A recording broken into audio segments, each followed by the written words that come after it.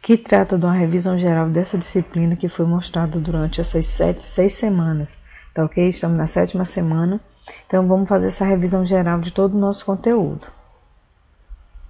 Inicialmente a gente vai ver o conceito de rede de computadores, né? O que é uma rede de computadores? É um conjunto de computadores e equipamentos associados, interligados por meio de transmissão para garantir a troca de informações entre eles. É um conjunto de hardware e software que permite a computadores individuais estabelecerem comunicação entre si. Então, a partir do momento que você junta hardware, software e o objetivo é que haja comunicação, então a gente está falando de rede de computadores. As redes, elas são classificadas de acordo com a dimensão geográfica que ocupam, e todas elas são concebidas de forma que possam se comunicar com outras redes.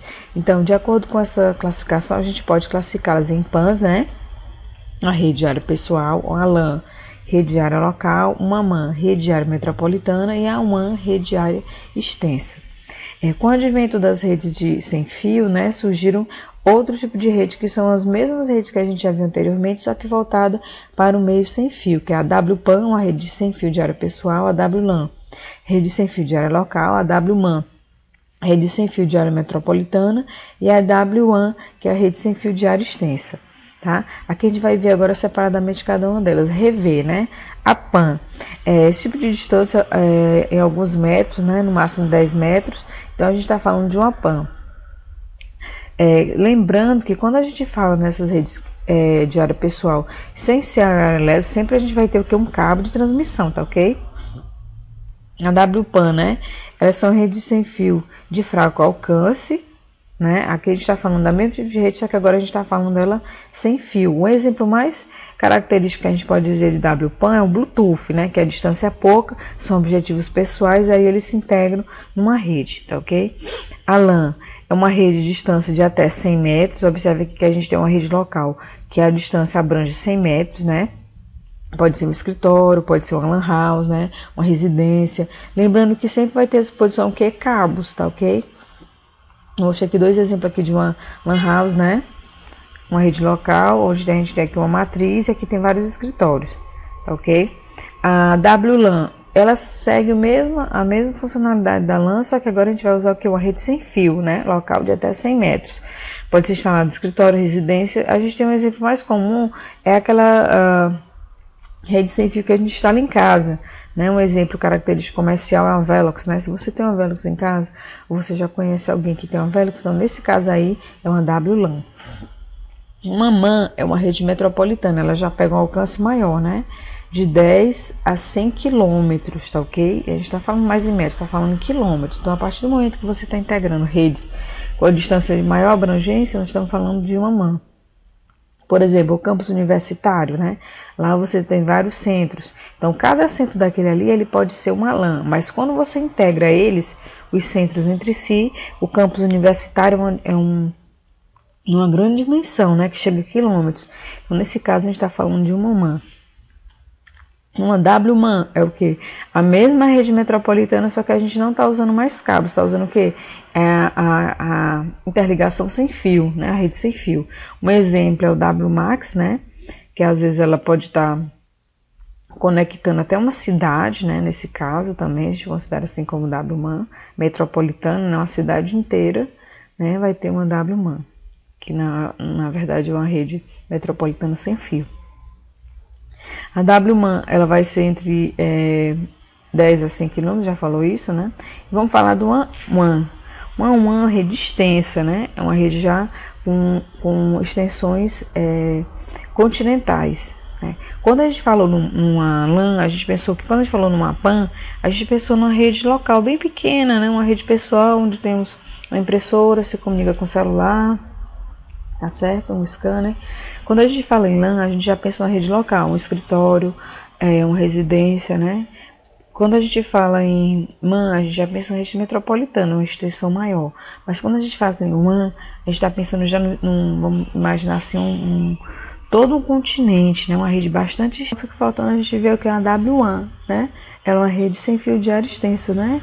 Na verdade, ela é conhecida igualmente com o nome de rede celular móvel. São as redes que integram grandes extensões realmente continentais, né, gigantes, planetárias, né, e aí ela é sem fio. Um exemplo que a gente tem é a telefonia móvel, né, o GPRS, GSM, tá ok? Então, quando a gente fala nesse tipo de rede bem extensa, continental, mundial, a gente está falando de WWAN. E a internet, né? Vamos ver o que é o conceito de internet. Internet é um sistema global de redes de computadores que interliga WAN mais WAN.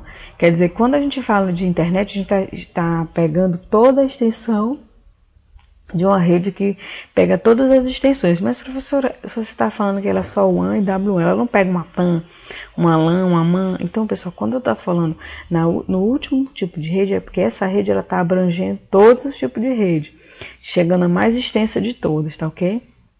Que utiliza o conjunto de protocolos padrão da internet para servir bilhões de usuários no mundo inteiro. É uma rede de várias outras redes, né? Como eu falei, são a junção de PANs, de MANs, de LANs, tá?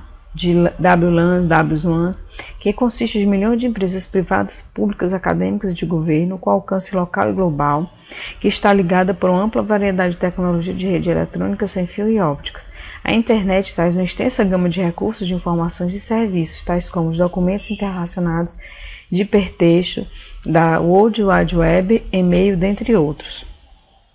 E o que é intranet? Você já ouviu falar de intranet? É uma rede privada dentro de uma organização que está de acordo com os mesmos padrões da internet, acessível apenas por meio da organização, empregados ou terceiros com autorização de acesso. O principal objetivo da intranet é compartilhar informações sobre a organização e recursos de computação entre os utilizadores. Uma intranet também pode ser usada para facilitar o trabalho em grupo. E a extranet é uma extensão da intranet. Funciona igualmente como a intranet, porém com sua principal característica a possibilidade de acesso via internet, ou seja, de qualquer lugar do mundo você pode acessar os dados de sua empresa. Então é voltado mais para a empresa, é como se fosse uma intranet, onde você também tem acesso à internet. E quais são as topologias de rede que a gente tem que relembrar? Os equipamentos ligados em rede para trocar informações entre si necessitam de algum meio físico que os conecte. Um cabo de algum material, próprio ar, ou os cabos de rede sem fio. Daí surge o conceito de topologia de rede, né? Basicamente, as principais são barramento, estrela e anel, e a partir de aí surgiram novas extensões, que é a estrela estendida, malha, hierárquica e, por último, a rede mista. Aqui a gente tem as padrões, né? As padronizadas, estrela, anel e barramento, ver cada uma delas. E as estendidas, que são estrela estendida, hierárquica e topologia em malha. A barramento, né? É aquela que todos são conectados através do mesmo ponto, né? Da mesma barra. Nessa topologia, cada equipamento se conecta à barra para ouvir todas as informações transmitidas. Porém, o cabo desconectado pode fazer a rede cair. A topologia é pouco usada geralmente, ela cai em desuso, né? Essa questão do barramento aí. Se o cabo rompe, a rede toda cai. Então, não tem sentido você ter um ponto, um computador parou de funcionar, então aí a rede para de funcionar. Então, isso aí é sem sentido, né, pessoal? Imagina uma rede aí que você tem 100 computadores, aí um computador para de funcionar, nenhum mais funciona. Está errado. Estrela. Cada nó se conecta a um nó central, um computador, um switch, né? Que utilizando uma conexão independente de outros computadores. Ela é bastante utilizada atualmente, principalmente em rede de pequeno porte. É de fácil manutenção e identificação de problema, entretanto, uma falha no nó pode desativar toda a rede, no nó principal, né, no nó central. Então, por exemplo, se a gente tem aqui um computador para de funcionar, a rede continua funcionando, diferente da de barramento, né? Mas se for o nó principal, então realmente aí a rede cai. Cada um dispositivo da rede é conectado a um ponto central, né? Relembrando aqui a estrela. Esse dispositivo geralmente é o hub ou switch. Aqui tem um exemplo, né? Encarregado de distribuir os sinais aos demais micros. A manutenção desse tipo de rede é rápida e simplificada. Havendo problema dos segmentos, somente ele ficará inoperante. Ou seja, havendo um problema em um computador que não seja o computador, o nó central, a rede continua funcionando, né? Ok? Outra rede é a rede anel, ó. Estações estão conectadas em um mesmo ciclo fechado, formando um ciclo fechado, um anel, né? Conhecidas como Token Ring, criadas pela IBM, são as mais famosas, né? Exemplo de anel. Aí, com o surgimento dessas redes, surgiram algumas redes que são, vamos dizer assim, que elas são provenientes dessas que a gente falou. Por exemplo, a rede estrela estendida, né? O que é que, na verdade, é a rede estrela estendida? São várias redes estrela que se juntaram usando a topologia da rede estrela. Ela usa a topologia estrela para ser criada, né? Une as estrelas individuais, vinculando hubs e switches. Isso estenderá o comprimento e o tamanho das redes. Aqui a gente tem aqui, ó, vamos dizer assim, que a gente tem uma estrela aqui, outra estrela aqui, outra estrela em cada canto. E aí a gente forma um computador central que forma as estrelas estendidas, né? É igual a topologia estrela, exceto pelo fato de cada nó vinculado ao nó central também o centro de uma estrela, como eu acabei de falar. Se houver falha no equipamento, interconecta duas ou mais pequenas redes, todas elas podem ficar incomunicáveis. Nesse caso, se o nó central também cair, esculhambar, né, parar de funcionar, toda a rede também para de funcionar, tá ok? A hierárquica, ela é criada de forma similar à rede estendida, estrela estendida, mas em vez de usar os hubs, né, vinculado a um computador que controla o tráfego na topologia. A rede hierárquica pode ser monitorada, haja visto que existe um computador controlando o tráfego da rede. Então, quando você deixa de usar um hub ou um switch e passa a usar um computador, usando a mesma vamos dizer assim, a mesma formação da rede estrela estendida, aqui a gente vai passar a chamar ela de rede hierárquica. Em malha, observe que todos os computadores estão ligados a todos, né? Existem conexões de todos os sentidos. Então, ela é usada, a rede em malha, quando nenhum computador aqui é central, todos estão ligados a todos ao mesmo tempo. Sistemas não pode haver interrupção nas comunicações, por exemplo, no sistema de controle de usina nuclear, nos grandes centros de medicina, é usado para mover a maior proteção possível contra interrupções de serviço, né? Uma rede praticamente sem falha. Se a rede deixar de funcionar, todos os computadores precisam. Então, para essa rede parar de funcionar, só se todos os computadores pararem de funcionar. Um computador não vai impedir que a rede continue funcionando, tá ok? E por último, a gente vai ver a rede mista, que é o que, na verdade, é a junção de várias redes em uma só.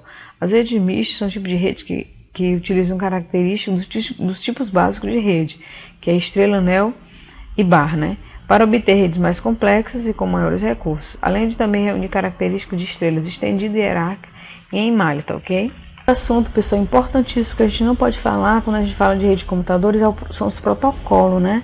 Quando as primeiras redes de computadores surgiram, eram na maioria soluções de um mesmo fabricante, pois equipamentos e software de fabricantes diferentes não se comunicavam. Assim, o único fabricante era o responsável por fornecer todos os componentes hardware e software da rede que você precisaria. Quer dizer, antigamente existiam apenas alguns fabricantes que conseguiam ter sobressalência, né, ter destaque no mercado, porque eles forneciam tudo, hardware, software, os equipamentos entre si, eles não se comunicavam. Então, surgiu a necessidade de se criar um conjunto de regras que permitisse que os computadores de fábrica diferente pudessem se comunicar, que é o chamado protocolo. Conceitualmente, pode-se dizer que protocolo é a linguagem utilizada pelos dispositivos em uma rede de computadores para a troca de informações. Então, quando surgiu o protocolo, que permitiu que os computadores, o dispositivo em uma rede permitisse essa troca, então isso aí foi o fim de toda essa dificuldade que existiu de somente fabricantes, determinado fabricante estar produzindo aquele hardware, aquele software, e outros fabricantes não poderem se comunicar entre si. Então, o dispositivo de uma mesma rede, necessita usar o mesmo protocolo para se comunicar. Tá? Então, através do protocolo foi possível essa comunicação em rede de computadores. A gente precisa ver os modelos de rede de computadores que foram utilizados, o modelo padrão, né, e os modelos mais populares. Então, o modelo OSI foi adotado em 7 camadas, e aí cada camada tem a sua funcionalidade. Primeira camada de aplicação, a apresentação, seção, transporte, rede de enlace física. Isso de cima para baixo, né? Inicialmente a gente tem a 1, que é a física, a 2 é de enlace, a 3 rede, enlace de dados, a 4 transporte, 5 seção, 6 apresentação e 7 aplicação, né? Os dados passam de camada da primeira para a sétima e na volta eles retornam da sétima até a primeira camada. A camada de aplicação solicita os arquivos do sistema operacional, não se preocupa como será feita a entrega desses arquivos, né? O exemplo é a procura de um conteúdo, de uma página, né? Embora você não tenha digitado o endereço IP, mas aí você vai atrás do servidor DNS que vai fazer isso para você. Então, a camada 7 é responsável pelo processo da rede para aplicações. A camada de apresentação, ela faz a representação dos dados, né? Como o nome sugere, ela trata de apresentar os dados de forma inteligível ao protocolo que vai recebê-los, podendo citar como exemplo a conversão de caracteres, né? Por exemplo, a compressão de dados, né, zip, RAR, sem exemplo de apresentação de dados. É de que forma aqueles dados serão apresentados. A camada de seção, ela permite que dois computadores diferentes estabeleçam uma seção de comunicação. Como exemplo, ela faz a comunicação inter-host. Então, independente de qualquer tipo de computador que você esteja utilizando, o tablet ou o celular, eles vão se comunicar porque existe uma camada de seção responsável por essa comunicação, tá ok? Exemplo de conceito de seção, a duração de ligação telefônica, né? A ligação tem um processo para ser iniciado, há uma troca de mensagem durante o tempo da ligação e depois há um processo de término. Em alguns casos, um dos interlocutores simplesmente desliga.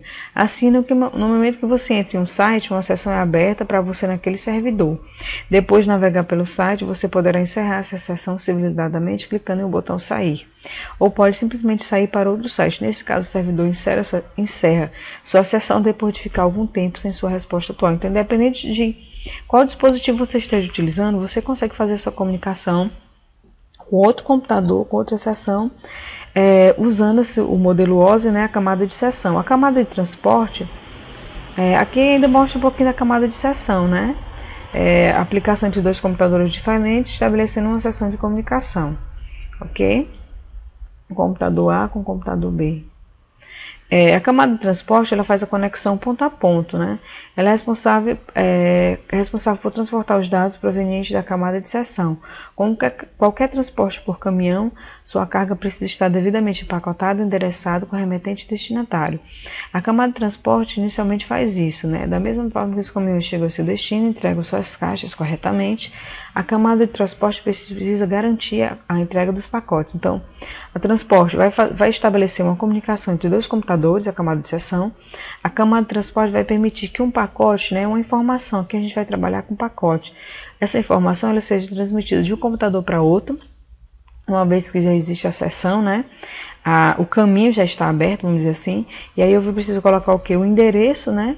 De onde está saindo e o endereço de onde está indo, para onde vai. Então, por isso eu só posso transportar se eu souber para onde esse dado está indo, tá ok? A camada de rede é endereços e melhores caminhos, né? Essa camada é mais conhecida, pois nela são tratados os endereços de rede. Os endereços são números pré-definidos atribuídos aos computadores que compõem a rede. Afinal, não adianta nada você querer enviar uma encomenda para um amigo se você não sabe qual é o endereço dele correto. A camada de rede é responsável pelo endereçamento dos pacotes, adicionando endereço para que eles sigam sua rota até o destino, ou seja, é responsável pelo roteamento do pacote, principalmente quando existe mais caminho para que o pacote chegue ao seu destino. Então, existe o seguinte: para você enviar um pacote ou receber, por exemplo, vai enviar um e-mail, né? Estabelecer a comunicação entre você e aquele servidor, que é o computador que você vai utilizar para enviar o e-mail.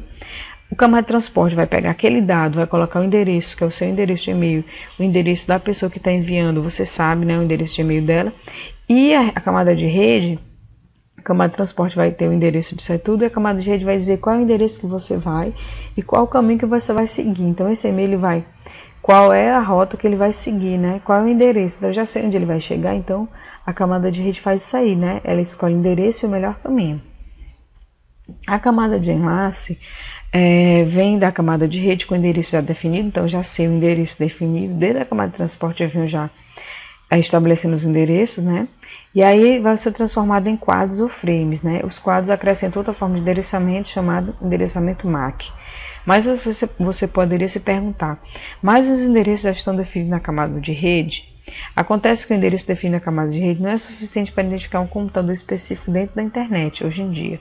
Assim, cada computador tem na sua placa de rede um endereço MAC. Você lembra que cada computador ele tem o seu endereço da placa de rede, que é o MAC, né? Então, na camada de enlace, ele vai enviar o pacote. Agora não é mais pacote, né, que a gente está chamando de pacote. Agora é um quadro da informação. Ela vai enviar para aquele outro computador. Mas aí, além de ter o endereço, que eu sei para onde ele vai, né? Nesse caso a gente pode estar falando do endereço IP. Eu preciso saber também o endereço de rede, né? O endereço de MAC da placa de rede, para juntar junto com essa informação para eu ter certeza que ela vai chegar onde eu quero. Tá ok? Então aí é a função da camada de enlace, acessar esses meios. E a camada física, né? Ela é proveniente, são os sinais estabelecidos, né? Assim, a camada converte os quadros em bits 0 e 1. Né? É a transmissão binária, que eu vou fazer aquela transformação, né, de toda a informação em dados binários para poder transmitir essa informação pela rede. sinais elétricos, né, caso o meio físico seja converter os sinais elétricos em bit 0 e 1, caso esteja usando cabo, converter em sinais luminosos 0 e 1, caso esteja usando fibra, e converter em radiofrequência se estiver usando a rede sem fio. Então isso aí, pessoal, são as funções, resumidamente, de todas as camadas do modelo OSI, tá ok? Vamos agora ver o modelo TCP/IP. O TCP/IP ele já divide só em 4 camadas: interface de rede, internet, transporte e aplicação, sendo que essas 4 camadas elas fazem as mesmas funções das 7 camadas do modelo OSI, só que aqui elas foram resumidas em 4 camadas. A camada de aplicação é a mesma função da camada do modelo OSI, né? São as aplicações e serviços que vão ser executados, por exemplo, que o SMTP, que é um programa de e-mail, FTP, troca de arquivos, HTTP, que é o serviço do browser, acessar páginas www, tá? Então, esse aqui é a camada de aplicação. A camada de aplicação aqui é o protocolo, vão ter esses protocolos. O FTP permite a transferência de arquivos através da rede. O protocolo HTTP é um protocolo usado pelo World Wide Web. A rede mundial de websites da internet é ela quem define como as páginas são formatadas e transmitidas e que ações os servidores web e navegadores browser devem tomar ao responder certos comandos. A comunicação entre o cliente e o servidor é feita através do protocolo HTTP, onde o cliente envia requisições de request ao servidor e o servidor envia as respostas, responde aos clientes. A camada de transporte, né, ela possibilita a comunicação aos programas de aplicação de uma forma fim a fim, né? Ou seja, o transporte garante que os dados transmitidos, recebidos estão corretos. Os protocolos de transporte tipo da internet é o TCP/IP e o DP. Então, esse modelo TCP/IP é o modelo padrão da internet. Na camada de transporte, a gente vai trabalhar basicamente com 2 protocolos, o TCP e o DP. Vamos conhecer esse protocolo, né? O TCP é um protocolo mais utilizado na transmissão de dados e o DP é um protocolo mais utilizado na transmissão de informação e controle. O protocolo TCP ele é bastante conhecido porque ele fornece uma comunicação segura. Quando você estabelece a comunicação entre 2 computadores, ele envia o dado e informa com segurança que aquele dado chegou. Ele ordena a segurança e confiável entre 2 máquinas. Ele estabelece a comunicação antes do envio das informações. Caso não consiga, ele retorna como erro. Podemos ver esse protocolo em ação ao conectarmos um message, né, que é vamos dizer assim, o WhatsApp. Ele usa o TCP/IP. TCP, quer dizer, desculpa, TCP. Por quê? Porque você tem certeza que aquela informação chegou, tá certo? Ao enviar, por exemplo, um e-mail, você também sabe que aquela informação foi enviada. E o DP, ele é um protocolo de transporte de dados não orientado à comunicação, ou seja, ele não faz nenhum tipo de conexão e não possui robustez do TCP. Ou seja, sua velocidade de transmissão é maior do que o TCP. E uma das utilizações em que se pode notar é o streaming de vídeo. Por exemplo, quando você está assistindo um vídeo e você percebe que a informação não chega boa, ou o som chega antes da imagem, a imagem chega antes do som, aquilo ali é o protocolo DP, o transporte que está sendo feito através do modelo TCP/IP e está se usando o protocolo DP. Por quê? Porque você não tem certeza que a informação está sendo estabelecida de forma correta, né? Ele só quer enviar a informação de qualquer jeito, né? Então, por isso que o vídeo, a transmissão de vídeo pela internet, você está assistindo o filme e a imagem é tremida, ou o som chega antes da imagem. Então, ali é um exemplo prático do protocolo DP.